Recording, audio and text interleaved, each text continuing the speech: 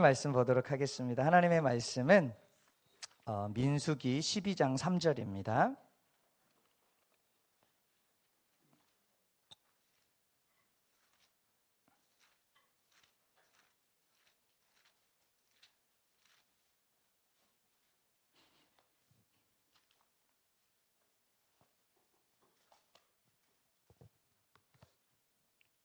우리 한 절이니까 다 같이 한 목소리로 합독해 보시도록 하겠습니다.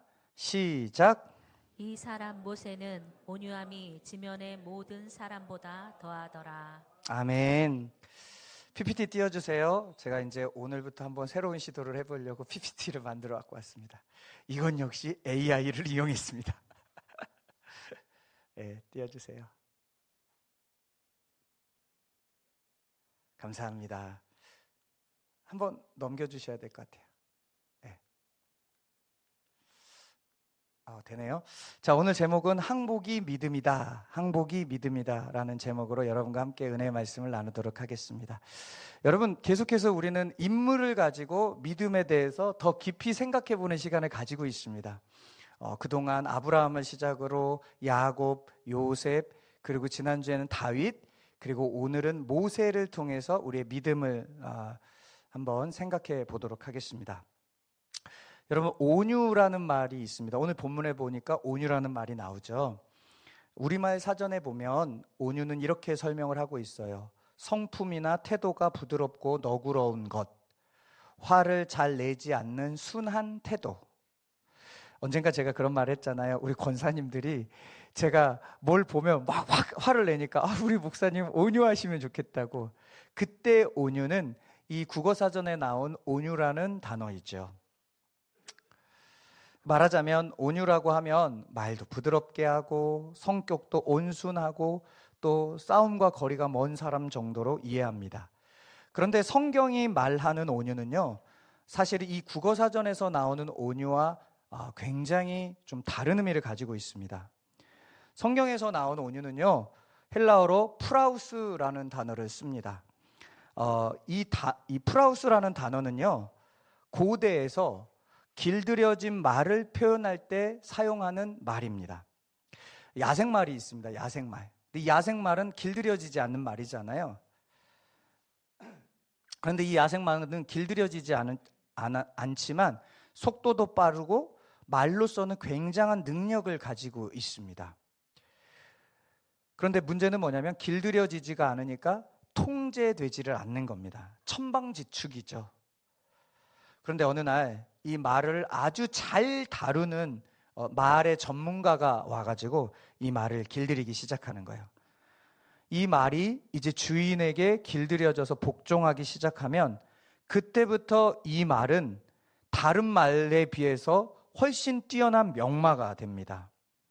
주인의 작은 신호에도 반응하고요, 주인의 마음을 읽고 먼저 움직입니다. 전쟁에 나가면 이 주인의 능력치보다 훨씬 많은 능력치를 발휘하게끔 도와줘요. 그야말로 명마가 되죠. 야생에서 자라서 힘이 넘치고 천방지축의 본능이 있지만 그럼에도 불구하고 주인에게 완전히 복종하는 말, 그때 쓰는 단어가 프라우스라는 단어를 써요. 그게 바로 성경에서 말하는 온유라는 의미입니다. 그러니까 자기 힘이 아니라 주인 대신 하나님께 완전히 복종한 사람을 성경은 온유한 사람이다 라고 이야기를 하는 겁니다. 그런 의미에서 온유는 성격이 아닙니다. 온유는 성격도 아니고 성품도 아닙니다. 그러면 온유는 뭐냐면 상태를 말하는 거예요.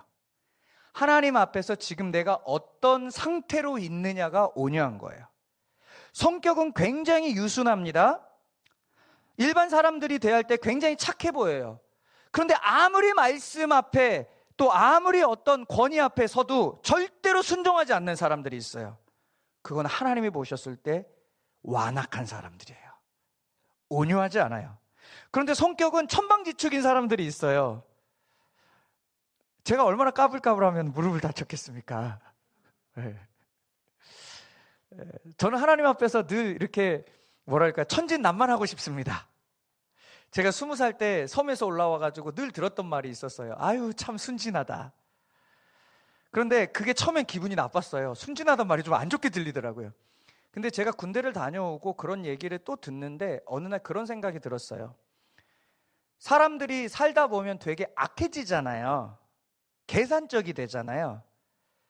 그런데 여러분 순진하다는 건 뭐예요? 그런 게 없는 거잖아요. 그냥 해맑은 거잖아요. 난 다른 건 몰라도 하나님 앞에서 이러고 싶더라고요. 까불까불할 수 있어요. 근데 하나님이 그렇다면 아멘하고 나아가는 것. 성격이 다혈질일 수 있어요. 그런데 하나님이 그렇다 그러면 아멘하는 것. 이게 온유입니다. 민수기 12장 3절에 오늘 우리가 읽은 본문에 모세를 향해 성경은 이렇게 얘기합니다.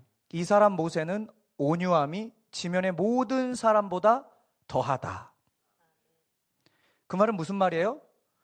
이 사람 모세는 하나님 앞에 길들여져서 하나님의 말씀 앞에서 그 어떤 사람보다 아멘으로 순종했던 사람이다라는 거죠. 저와 여러분들이 이런 하나님의 사람들이 되기를 축복합니다. 그런데요, 모세 인생 전체를 놓고 보잖아요. 그러면 사실 모세 인생이 한 80년은 이 프라우스와 굉장히 거리가 먼 사람이었어요. 전혀 온유한 사람 같아 보이지는 않습니다. 모세 인생을 크게 세 부분으로 나눌 수 있어요. 모세는 120살을 살아요. 그래서 모세 인생을 크게 세 부분으로 나누는데 앞에 40년은 왕궁에서 왕자로 삽니다. 그 다음에 40년은 광야에서 목자로 살아가요. 그리고 마지막 40년은 하나님께 부름받아서 이스라엘을 구원한 지도자로 살아갑니다. 여러분, 그런 의미에서 한 세대가 몇 년인 줄 아세요? 40년이에요. 여러분, 우리나라가 다음 세대가 무너졌다 그러잖아요. 1살부터 19살까지가 무너진 게 아니에요. 1살부터 40살까지가 무너진 거예요. 근데 재밌는 건 20살부터 40대까지가 와르르 무너졌어요. 지금 한국 사회가. 그래서 지금 교회가 청년들을 보기가 어려워요. 여러분, 우리 교회가 지금 청년들이 10명이 넘는 사실 아십니까? 6분의 1이에요. 어마어마한 교회입니다. 가능성이 무궁합니다. 제가 좀 비교하기는 좀 그렇지만 우리 저기 뒤에서 지금 박수 치고 있습니다. 또 2명 청년 왔잖아요. 할렐루야.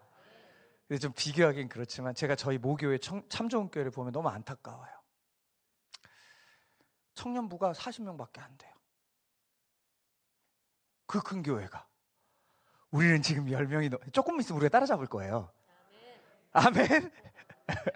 제가 오늘 저녁에 이제 임원 워크숍 갈 건데 우리 지방의 청년들 좀 살립시다. 내가 앞장서겠다 그러고 말할 참이에요. 청년들 사실은 청년들 장가 시집 보내려고 제가 하는 거예요.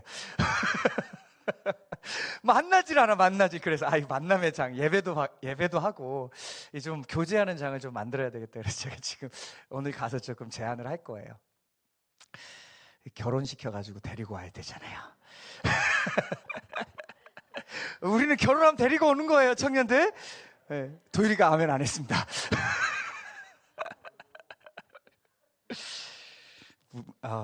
한 세대가 40년이에요. 그래서 중요한 게 뭐냐면요, 20대부터 40대까지를 정말 잘 세워야 돼요.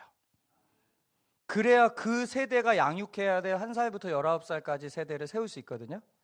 지금 우리나라가 이 20대부터 40대 세대가 무너지니까 자연스럽게 1살부터 19살까지가 무너졌어요.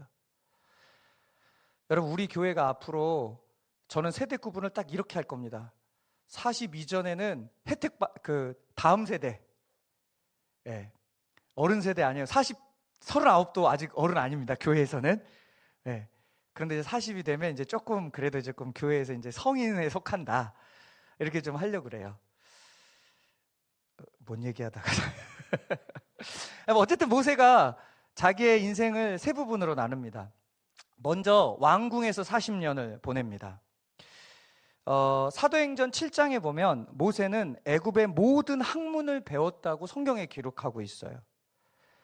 왕으로서 과외받을 수 있는 최고의 과외를 받고 살아간 거예요. 그러면 모세는요, 능력이 굉장히 뛰어났을 겁니다.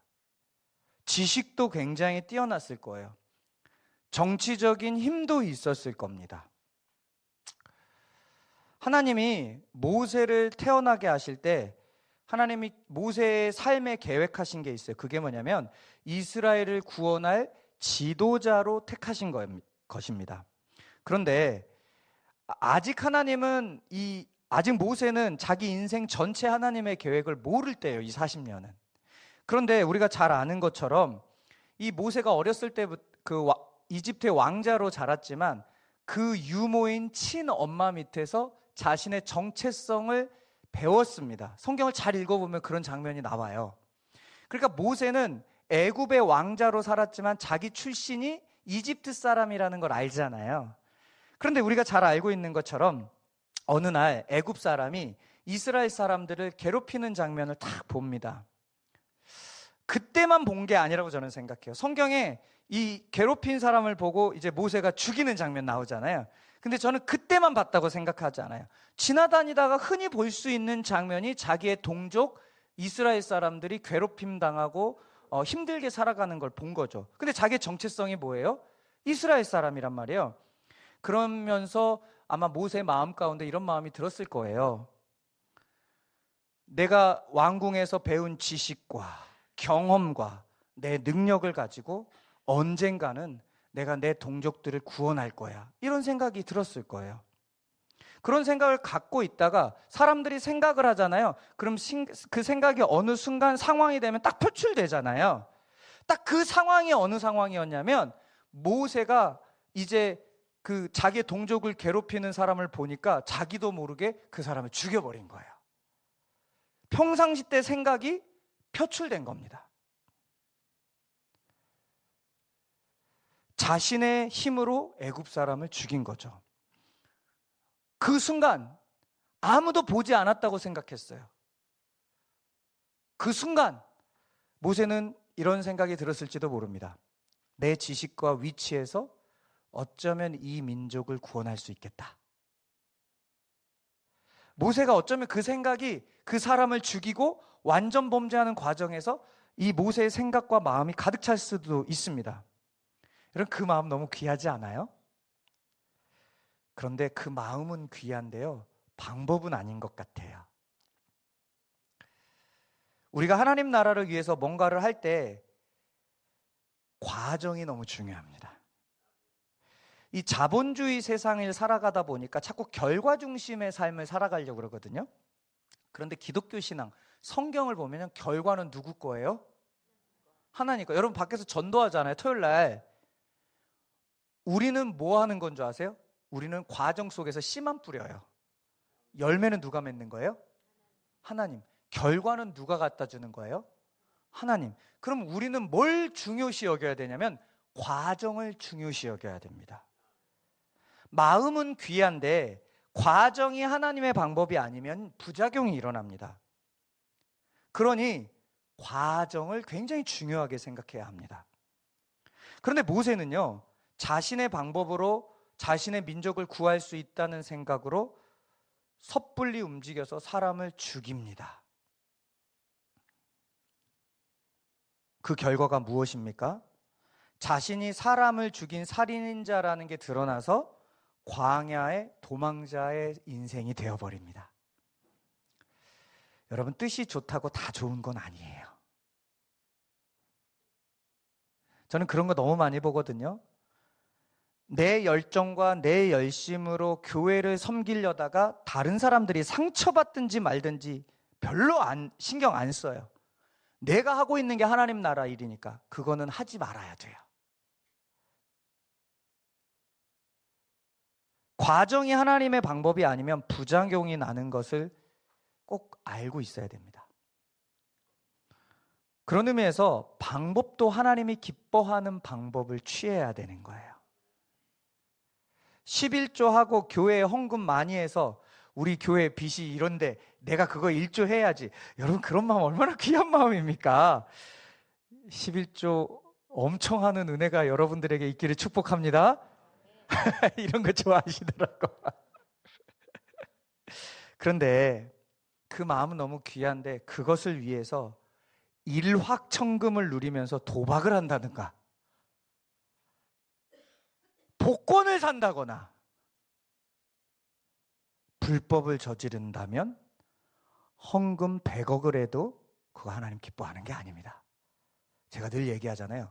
그렇게 헌금하면 교회 경영은 유익이 되는데 하나님은 안 기뻐한다. 정직하게 얘기하는 거예요. 교회에 이렇게 막 투자 이렇게 세금 내고 해야 되잖아. 이런 건 도움이 돼요. 근데 하나님이 하나도 안 기뻐해요. 근데 제가 깨닫는 게 뭔 줄 아세요? 교회는 정말 돈으로 운영하는 데가 아니에요. 하나님이 은혜 주시면 교회는요 그냥 세워집니다. 제가 단어를 운영이라고 그래서 조금 그런데요, 적정한 단어가 바로 안 생각이 나가지고 양해해 주시기 바랍니다. 여러분, 그런 의미에서요 과정 너무 중요해요. 과정이 안 좋으니까 모세가 도망자 신세가 된 겁니다. 그 도망자 신세가 돼서 두 번째 인생의 챕터를 살아가요. 이후 40년은 광야에서 도망자 신세를 살아가게 됩니다. 광야에서 모세는 십보라라는 여자와 결혼을 합니다. 모세의 장인어른이 미디안이라는 지역의 제사장이었어요. 이 미디안이라는 지역은 오늘날의 사우디아라비아를 의미합니다. 이곳에서 모세는 그의 장인의 양을 치면서 40년간 목동으로 살아갑니다. 여러분, 40년간 왕궁에서 살던 사람이 40년간 광야에서 양을 치는 인생을 산다면 여러분, 초기에 그가 어떤 고민을 했을 것 같으세요? 자존감이 바닥에 떨어졌을 거예요. 아마 그의 인생을 포기하고 싶었던 마음이 들었을지도 몰라요. 아주 쉽게 이해하면 이런 거예요. 삼성의 이재용 회장이 갑자기 노숙자가 된 거예요. 그럼 여러분, 삼성의 이재용 회장이 노숙자가 딱 되면 그가 여러분 사회적인 인식 이런 걸 마주해야 되잖아요. 그러면 어떻게 살아요? 매일매일이 지옥 같았을 거예요. 그런 인생을 시작해가지고 40년간 광야에서 사는 거예요. 여러분, 하나님은 왜 모세를 이렇게까지 몰아넣으셨을까요? 하나님이 그 시간을 통해서 모세를 낮추고 계셨다는 거예요. 소위 힘을 빼게 하시는 겁니다. 여러분, 하나님이 사용하시는 사람은요, 하나님이 반드시 힘을 빼게 하십니다. 저는 우리 장로님이 정말 잘 됐으면 좋겠어요. 그냥 하는 소리가 아니에요. 왜 그런 줄 아세요? 여러분, 제가 우리 장로님 밖에 나가서 자랑하고 다닙니다. 왜 자랑하는 줄 아세요? 제가 어느 날 장로님이 이렇게 사업을 하다 보면 골프를 치잖아요. 근데 골프를 치러 가셨대요. 그런데 이제 계약을 해야 되니까 이제 골프를 장로님이 이제 부끄러우셔서 고개를 못 들으시는데 골프를 치러 가셨는데 갑자기 이제 계약을 해야 되는 사람들이 19번 홀을 요구하더래요. 저는 그때까지 골프를 몰라요. 그런데 그게 뭐예요? 그냥 제가 물어봤어요. 그랬더니 골프가 18번 홀까지 있대요. 근데 19번 홀은 뭐냐면 그 여러분들이 생각하는 그 음란한 행위를 접대를 요구하는 거예요. 그랬더니 장로님이 거기서 뒤도 안 돌아보고 오셨대요. 우리 장로님 이런 분입니다. 우리 장로님 리베이트 주면 사업을 될 수 있는데 리베이트 요구하면 뒤도 안 돌아봐요. 그것 때문에 지금 20년 넘게 고통당하고 계세요. 그런데 우리 장로님이 어떤 고백하시는 줄 아세요? 10년 전에만 사업이 풀렸어도 저는 제 자신을 못 믿어서 사업이 잘 됨과 동시에 제가 신실하게 못 썼을 거라는 고백을 하세요. 그런데 지금까지 하나님께서 사업이 안 되게 하신 건 저 이제는 안 그럴 것 같아요. 전 그래서 우리 장로님 맨날 저한테 하시는 얘기가 있어요. 같이 선교 다니고 싶다고. 우리 장로님이 3주 전인가? 목사님 복음 컨퍼런스를 하려면 얼마 드려야 됩니까? 그래서 제가 1,000만 원이면 여유롭게 합니다. 그래서 내년에 꼭 하시기 바랍니다. 제가 이렇게 축복했어요. 네. 그런 하나님 나라에 대한 소망을 막 가져요. 어떻게 하면 하나님 고민을 하기 시작하는 거예요. 돈벌이 고민보다 이 고민을 많이 하세요. 저는 그래서 우리 장로님 잘 됐으면 좋겠어요. 아멘. 올해는 잘 될 줄 믿습니다.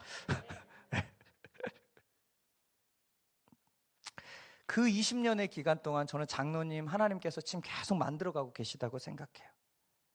인간적인 교만함, 세상적인 그 방법들을 다 내려놔요. 지금 장로님 상황 너무 안 좋거든요. 근데 장로님 늘 고백하시는 게 있어요. 마음은 너무 편해요. 근데 그전에는 너무 힘드셨대요. 이럴 때 하나님이 일하시더라고요. 여러분, 하나님이 사용하는 사람은 공통점이 있어요. 힘 빼신다고요. 광야의 40년의 시간 동안 왕자의 마음을 목자의 마음으로 바꾸시기 위해서 계속 힘 빼는 거예요. 그래야 진짜 목자의 마음을 가지고 나머지 40년을 이스라엘이 이끌 거 아니에요. 하나님이 그 40년의 기간 동안 철저히 힘 빼는 작업하는 거예요. 그렇게 40년의 광야 시간을 보내다가 마지막 40년이 시작되는 순간 하나님이 모세를 부르세요. 어느 날 모세가 양떼를 몰고 호렙산 근처로 갑니다. 호렙산은 시내산의 다른 이름이에요. 시내산까지 찾아와요. 그곳에서 이상한 광경을 목격하게 됩니다. 떨기나무가 하나가 불이 붙었는데 불이 안 타는 거예요. 여러분, 실제로 그 시내산이 있는 지역에는 떨기나무들이 가끔씩 불이 붙어요. 워낙 건조하기 때문에 어떤 나무들이 막 이렇게 흔들리다가 마찰에 의해서 자연 발화되는 현상들이 종종 지금도 일어난답니다. 그러니까 그 불이 붙는 건 이상한 일이 아니에요. 근데 문제는 뭐냐면 불이 붙었는데 불이 안 타요. 너무 이상하잖아요. 그래가지고 어떻게 해요? 그 신기한 장면을 가까이서 보고 싶어가지고 모세가 이 떨기나무, 불이 붙어서 안 타는 떨기나무 가까이 딱 가게 됩니다. 근데 가고 있는데 갑자기 소리가 딱 들려요. 모세야, 모세야. 당황해가지고 제가 여기 있는데요? 누구세요? 뭐 이렇게 했을 것 같아요. 성경은 너무 거룩하게 나와요. 모세야, 모세야, 내가 여기 있나이다. 근데 저 같으면 안 그랬을 것 같아요. 뭐예요? 이거 누구? 이랬을 것 같아요. 성경 진짜 보면, 상상해 보면. 근데 그때 갑자기 또 얘기가 다 들려와요. 이리로 가까이 오지 말라. 네가 서 있는 곳은 거룩한 곳이니 네 신을 벗으라. 그럽니다. 여러분, 모세는요 미디안 광야에서 양에게 좋은 꼴을 먹이려고 이리저리 방황하면서 양을 치고 있는 중입니다. 그렇다면 여러분, 모세가 지금 하나님을 대면한 장소는 아주 특별한 장소가 아니에요. 그냥 광야일 뿐이에요. 그런데 그곳이 하나님의 임재가 가득한 거룩한 땅이 됩니다. 여러분, 하나님의 임재가 가득한 곳은 어떤 특별한 곳이 아닙니다. 언제 어디서나 하나님이 여러분을 찾아갈 수 있어요. 또 언제 어디서나 여러분들이 하나님을 경험할 수 있습니다. 그 하나님을 경험한 곳이 거룩한 곳이에요. 그러니까 여러분이 계신 곳이 다 거룩한 곳이에요. 여러분 때문에 여러분의 회사가 거룩하고요, 여러분 때문에 여러분 가정이 거룩하고, 이 교회가 거룩한 공간이 되는 건 예배당이기 때문에 거룩한 게 아니에요. 우리가 이곳에 있어서 거룩한 줄 믿습니다. 또한 하나님이 임재하고 계시기 때문에 거룩한 거예요. 이어서 하나님이 말씀하십니다. 나는 네 조상 하나님이니 아브라함의 하나님, 이삭의 하나님, 야곱의 하나님이다 라고 얘기합니다. 근데 그 순간 성경에 보니까 모세가 얼굴을 가렸다라고 얘기합니다. 왜 얼굴을 가렸을까요? 하나님 얼굴을 보면 죽습니다. 왜 죽을까요? 죄인이 하나님을 보면 죽습니다. 우리가 너무 밝은 태양을 직접 눈으로 보면 눈이 막 이렇게 아프잖아요. 근데 그 태양을 창조하신 하나님이에요. 그 하나님의 서는 순간 우리는 지금 죽는 거예요. 이 인식이 있었던 모세가 나는 하나님이다 그러니까 자기 얼굴을 얼른 가릴 수밖에 없었던 거예요. 살려고. 그 말씀 앞에 두려움이 확 사로잡힙니다. 이어서 하나님 말씀합니다. 나는 애굽에 있는 내 백성의 고통을 보았다. 그들의 부르짖음을 들었다. 내가 그들을 구원하러 왔다. 그러면서 하는 말, 그 구원을 위해서 내가 너를 보내겠다. 하나님이 모세를 구원자로 부르시는 겁니다.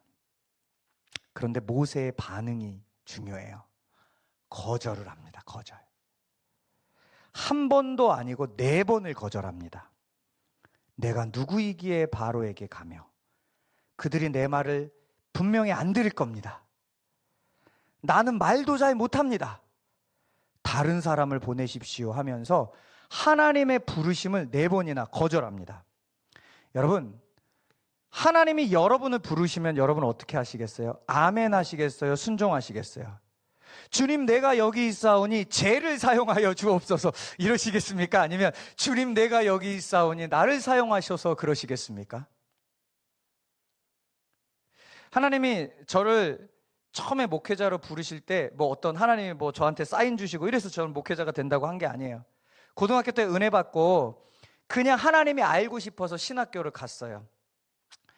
근데 군대를 제대하고 저 강원도 횡성에 있는 이제 목사님이 교회 건축을 한다고 이 학생들을 좀 돌봐줄 수 있냐 그래서 제가 이제 학생들을 돌봐주러 갔어요. 근데 그때 교회 건축을 막 같이 했어요. 제가 막 등짐 지고 막 노가다 하면서 교회 건축을 같이 했어요. 근데 그 등짐 지고 이런 거는 다 할만했어요. 그런데 목사님의 삶을 옆에서 계속 하나서부터 열까지 다 지켜보면서 제가 도저히 못하겠는 게 있는 게 그게 뭐냐면 말씀 전하는 거 못하겠더라고요. 와, 이거는 못하겠더라고요. 근데 어느 날 하나님, 이제 제가 군대도 갔다 왔는데 이 길이 제 길이 아니면 제가 전공을 바꾸든지 해야 되는데 어떻게 해야 되겠습니까? 그래서 기도하기 시작했어요. 그런데 하나님께서 예레미야 1장 5절 말씀으로 이렇게 말씀하시더라고요. 내가 너를 복중에서 불렀다. 하나님 저를 부르신 거잖아요. 그때 제가 어떻게 했을까요? 하나님 잘못 생각하셨는데요? 그랬어요. 그러면서 제가 했던 말, 하나님, 저는 이런 등짐지고 이런 노가다하고 몸으로 때우는 건 제가 할 수 있을 것 같습니다.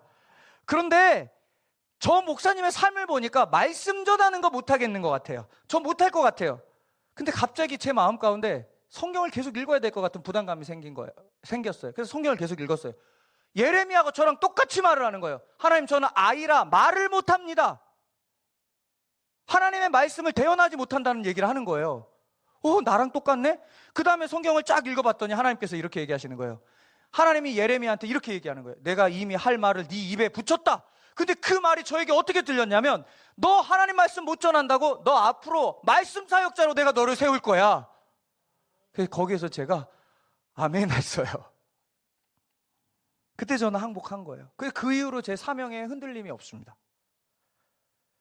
모세는 하나님의 부르심에 항복하고 순종하지 않았어요. 몇 번이나? 4번이나. 왜 그랬을까 제가 생각해 봤어요. 여러분, 지금 하나님이 모세를 부르신 이유가 뭡니까? 이스라엘 백성을 구원하기 위해서입니다. 그런데 40년 전 미디안 광야로 오기 직전에 모세가 뭐 하려고 그랬어요? 이스라엘 백성 구해줬잖아요. 이스라엘 백성을 구하기 위해서 자기 힘을 막 썼단 말이에요. 사람 죽였단 말이에요. 그런데 하나님의 계획이 이스라엘 백성을 구원할 거면 그때 왜 침묵했냐는 거예요. 그때는 침묵하더니 40년 만에 고생했는데 갑자기 하나님이 나타나더니 내가 너를 통해서 이제 이스라엘 구원하겠다 그래요. 아마 모세가 이해가 안 됐을 거예요. 아마 속으로 이런 생각했을걸요. 그때나 도와주지. 그때 왕을 하나님께서 축출해가지고 모세를 이집트의 왕으로 딱 세우면 이거 한 방에 해결되는 거 아닙니까? 막 이런 인간적인 생각을 막 하면서 그때나 도와주지 왜 지금 와서 그래? 내가 지금 뭘 할 수 있다고? 막 이런 생각했을 거예요. 그러니까 첫 번째, 두 번째, 세 번째, 네 번째 거절하는 거예요. 내가 누구라고 해 바로에게 갑니까? 이렇게 말투가 막 이랬을 거예요. 좀 이렇게 막 약간 비꼬면서 에이 하나님, 이스라엘 제 말도 안 들을걸요? 막 이러면서 나는 말도 못합니다. 여러분, 모세는 왕궁에서 배웠어요. 여러분, 정치인들 중에 말 못하는 사람이 누가 있습니까? 모세 말 잘해요. 지금 하나님 앞에도 이렇게 말하잖아요. 마지막에 뭐라 그러냐면 에이 다른 사람이나 보내세요. 모세는 하나님께 전혀 항복하지 않아요. 어쩌면 하나님에 대한 원망, 내 생각대로 나를 도와주지 않았잖아요. 광야로 나를 보낸 그 하나님에 대한 실망, 분노, 서운함, 이해할 수 없음, 이런 복합적인 감정이 모세를 사로잡았을 겁니다. 그러니까 하나님의 부르심에 순종하지 않고 거절하는 거죠. 말하자면 하나님의 부르심에 대항하고 있는 거예요. 참으시던 하나님이 5번째 모세를 부르시면서 이제는 화를 내십니다. 여러분, 하나님 화내기 전에 순종할 수 있기를 바랍니다. 화를 내니까 그래도 모세는 하나님이 두렵긴 했잖아요. 얼굴 가렸잖아요. 그러니까 화를 내시니까 마지못해 하나님의 부르심에 순종합니다. 여러분, 마지못해서 하는 순종은 진정한 의미에서 항복은 아니에요. 여러분, 이쯤 프라우스 기억나시나요? 온유는 주인의 말에 완전히 복종한 상태였죠. 여러분, 모세가 온유한가요? 전혀 온유하지 않아요. 그런데 시간이 지나고 모세가 완전히 달라집니다. 출애굽기 14장, 모세를 부르는 장면은 출애굽기 3장에 나와요. 근데 꽤 10장 이상의 시간이 지나고, 그러니까 막 그 기간에 이제 막 10가지 재앙도 있고 이스라엘이 이제 마지막 재앙을 거치고 홍해 앞에 딱 쓴 장면이 14장이에요. 출애굽기 14장에 보면 이스라엘 백성이 홍해 앞에 딱 서 있어요. 앞에는 홍해가 가로막고 있고 뒤에는 이집트 군대가 이스라엘을 잡겠다고 눈에 불을 켜고 따라오고 있습니다. 그때 백성들이 두려워서 모세를 원망하기 시작합니다. 그냥 차라리 우리가 노예로 놔두지 왜 우리를 구원해가지고, 이러면서 원망하고 불평을 막 쏟아놓습니다. 그때 모세가 앞서 하나님의 부르심에 반응하지 않았던 온유함과 전혀 상관없고 거리가 있었던 모세가 이런 말을 합니다. 너희는 두려워하지 말고 가만히 서서 여호와께서 오늘 너희를 위하여 행하시는 구원을 보라. 여러분, 하나님 모세를 부를 때는 모세가 하나님께 항복하지 않는 모습이에요. 그런데 어쩔 수 없이 순종하죠. 그런데 방금 14장의 고백은 그의 인생을 완전히 하나님께 맡긴 고백 아닙니까? 완전히 항복한 모습입니다. 예전의 모세라면 자기 힘으로 문제를 해결하려고 했을 겁니다. 하지만 이제는 모세 압니다. 내 힘으로 문제 해결 안 된다는 것. 그러니 이렇게 말하고 있는 거예요. 이 일은 하나님이 하실 거다. 두려워하지 말고 가만히 있어봐. 하나님이 구원하실 거야. 여러분, 하나님이 내 삶의 일하심을 진정으로 믿는 사람만 하나님께 항복할 수 있습니다. 저와 여러분들 하나님께 항복할 수 있기를 축복합니다. 여러분, 항복하지 않던 모세가 어떻게 하나님께 항복할 수 있었을까요? 모세는 이 14장 이전에 10가지 재앙을 경험합니다. 우리 10가지 재앙 다 알잖아요. 그 과정에서 하나님이 이스라엘을 보호하는 것을 눈으로 봤어요. 하나님이 일하고 계심을 본 겁니다. 그러니 모세는 이제는 의심할 이유가 없는 거예요. 하나님이 보호하는데 내 생각 따위 중요하지 않아요. 그러니까 하나님께 항복하는 겁니다. 많은 기적을 경험하고 많은 은혜를 받았어도 그리스도인들 중에서 하나님께 항복하지 못한 사람들이 너무나도 많습니다. 그러나 믿음은요, 하나님을 신뢰하면서 항복하는 겁니다. 그래서 헬라어 믿음이라는 단어 피스티스는 신뢰라는 의미가 있어요. 여러분, 신뢰하는 사람은 항복할 수 있어요. 항복한 사람만이 앞에 홍해가 있고 뒤에 애굽 군대가 있어도 하나님을 신뢰하면서 인생을 맡길 수 있습니다. 모세는 그렇게 하나님께 완전히 항복한 거예요. 그래서 성경은 모세를 두고 온유함이 지면의 모든 사람보다 더하다라고 얘기했던 겁니다. 모세는 처음부터 온유했던 사람이 아니에요. 하나님께 길들여졌어요. 왕궁 40년, 광야 40년, 긴 시간 동안 하나님은 모세를 길들이고 계셨습니다. 자기 힘으로 살던 사람을 하나님께 항복하는 사람으로 만들고 계셨던 겁니다. 그래서 결국 모세는 온유한 사람이 됩니다. 저와 여러분들도 이런 온유한 사람들이 될 수 있기를 축복합니다. 신명기는 모세가 죽기 전에 유언처럼 이스라엘 백성에게 하신 말씀이에요. 모든 성경은요, 모세오경을 기준으로 해석을 합니다. 신약 성경을 채택할 때 모세오경 정신이 있는지가 굉장히 중요했어요. 근데 그 모세오경은 창세기, 출애굽기, 레위기, 민수기, 신명기 너무 중요한데요, 이 모세오경을 정리한 성경이 신명기예요. 너무 중요하겠죠? 그런데 이 신명기 모세가 유언처럼 이스라엘 백성들에게 하나님 말씀을 선포한 거예요. 유언은 가장 하고 싶은 말, 가장 중요한 말을 남기잖아요. 근데 그 유언 신명기 6장에서 이런 말씀을 합니다. 신명기 6장은 별명이 쉐마예요. 쉐마는 들으라 이런 뜻입니다. 여러분, 한국 사회가 잃어버린 거, 하나님의 명령 하나 잃어버렸어요. 지상 명령이라 그래가지고 너희는 가서 모든 족속으로 제자를 삼아 선교 명령 감당했습니다. 이건 신약의 명령이에요. 구약에 하나님께서 명령 하나 하셨어요. 그게 신명기 6장에 들으라, 쉐마, 명령하는 거예요. 어떤 말씀? 우리 하나님은 오직 유일한 하나님이니 너는 마음을 다하고 뜻을 다하고 힘을 다하여 네 하나님 여호와를 뭐하라? 사랑하라.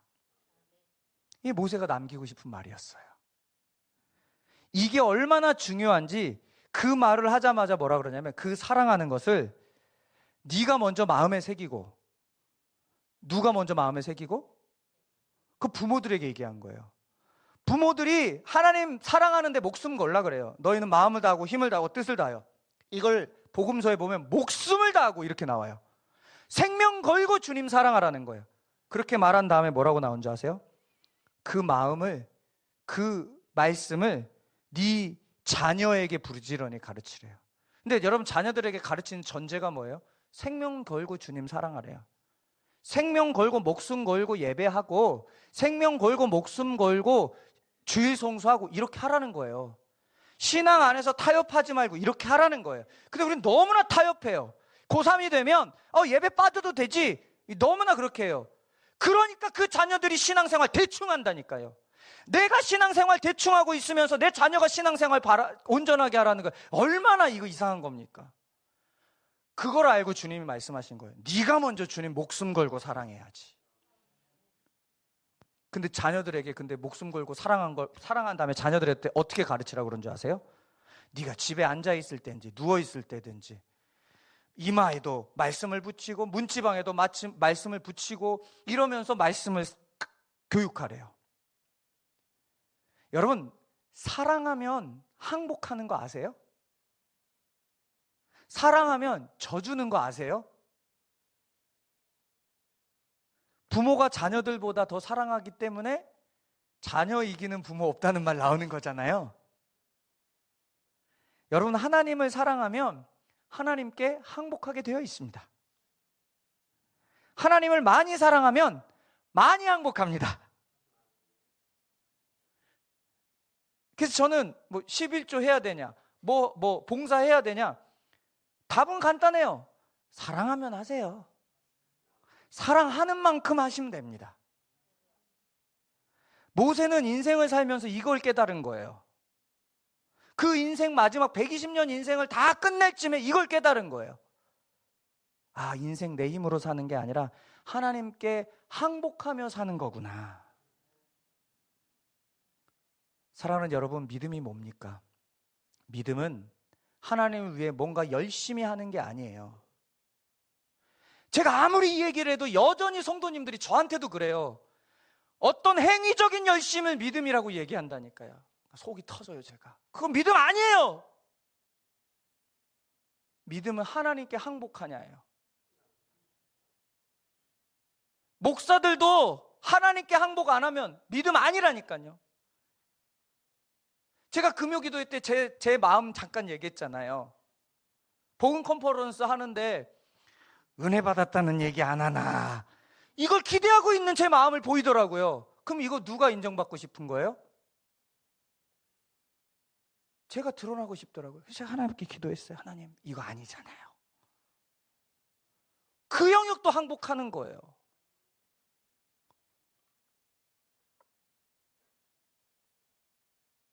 하나님께 항복하면 그 믿음 보고 하나님이 일하시는 거예요. 내 힘으로 살던 사람이 하나님께 인생을 맡기기 시작할 때, 항복할 때, 그때 온유가 생기는 거예요.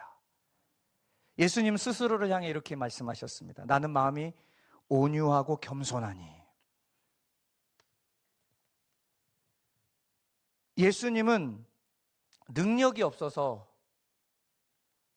십자가에 달리신 게 아닙니다. 하나님 아들로서 얼마든지 이 십자가에서 내려올 수 있었어요.